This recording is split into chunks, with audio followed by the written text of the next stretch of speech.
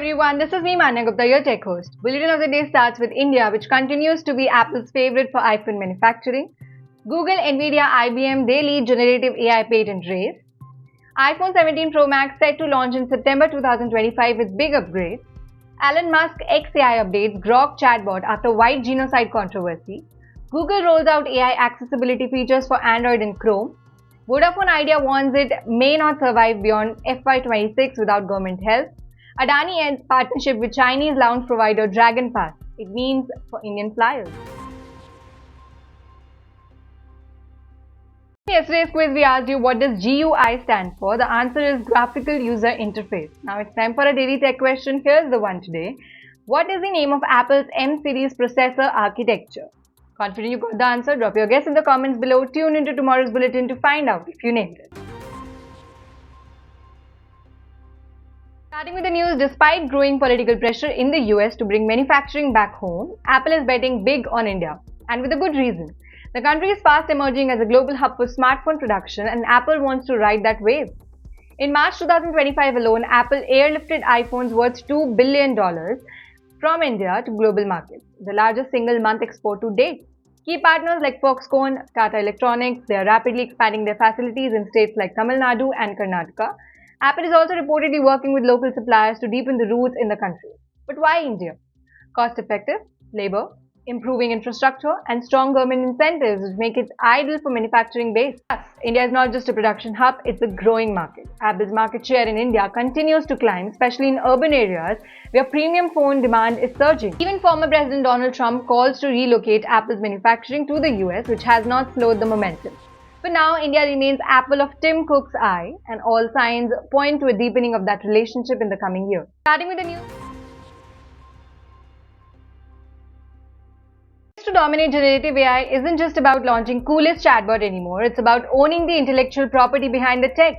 According to recent report, Google, Nvidia, IBM, they are leading the world in number of patent fields related to generative AI. Microsoft trails close behind. Now, these patents cover a wide range of innovations from model training techniques to data processing algorithm and responsible AI framework. Competition highlights just how crucial AI has become in shaping future tech industries, from healthcare to gaming and even space exploration. Interestingly, companies aren't just filing more patents, they are filing better ones. Analysts know that many of these patents, they are foundational, meaning that they could shape the legal and technical directions of AI for years to come. But why does this matter? Patents can provide competitive advantage, licensing revenue, and legal protection in a space where innovation is moving at a lightning speed. So in short, the battle for AI leadership is being fought not just in labs or on stage, but it also in courtrooms and patent offices. To dominate Apple is gearing up to launch its much anticipated iPhone 17 Pro Max in September 25, and it suggests that some major designs, performance enhancements could make this most advanced iPhone yet.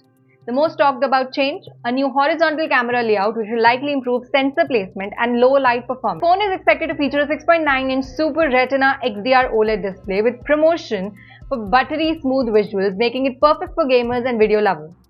Inside, it will reportedly be powered by Apple's next-gen A19 Pro chip, which promises major improvements in speed, AI, processing, and power efficiency. The battery will also get an upgrade, offering longer life without compromising performance. Plus, the titanium body design introduced with iPhone 15 Pro Max is expected to continue, giving the phone a durable yet premium feel. So as usual, Apple is expected to unveil the device in early September, with pre-orders opening shortly after and shipping within weeks. So with Samsung and Google upping their game in premium smartphone space, Apple seems ready to fire back, and fans can hardly wait. Elon Musk artificial intelligence company XAI, they have come under fire about the chatbot Grok made a disturbing claim about white genocide in South Africa, a phrase often linked to white supremacist rhetoric. The controversy sparked global criticism, leading XAI to admit that unauthorized internal edit had bypassed the company's review process and altered Grok's prompt responses. So as a part of its damage control, XAI has now removed the responsible individual, updated Grok's prompts, and committed to tighter security protocols. The company will also publish Grok's base prompt on GitHub to allow public review, signaling a push for transparency. This incident comes at a time when AI companies face increasing scrutiny over how they handle misinformation and sensitive topics. Musk has long supported free speech in AI, but critics argue that even open models need ethical boundaries.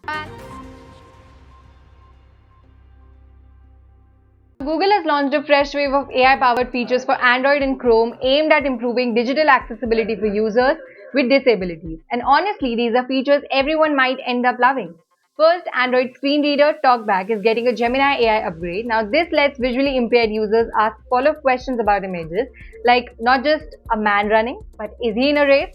That's next-level content. Google has also introduced expressive captions, which can now identify laughter, clapping, shouting, even emotions in videos, making it easier for people with hearing difficulties to engage with content more deeply. Chrome also sees big upgrades. It now includes optical character recognition, that is OCR for PDFs, so even scanned or image-only PDFs can now be read aloud or converted to the text. Plus, the page zoom tool has been improved, letting users enlarge content without breaking the layout. Now, these tools are rolling out in the US, UK, Canada, and Australia, with more regions expected soon. Google's approach is clear. Accessibility is not just an afterthought, it's an innovation for everyone, driven by the power of India's struggling telecom company Vodafone Idea, they have issued a stark warning. If it will not be able to continue operations beyond FY 25-26 unless it receives financial support from government. Now, this comes as company battles massive debt, failing subscriber numbers, intense competition from giants like Reliance Jio and Airtel.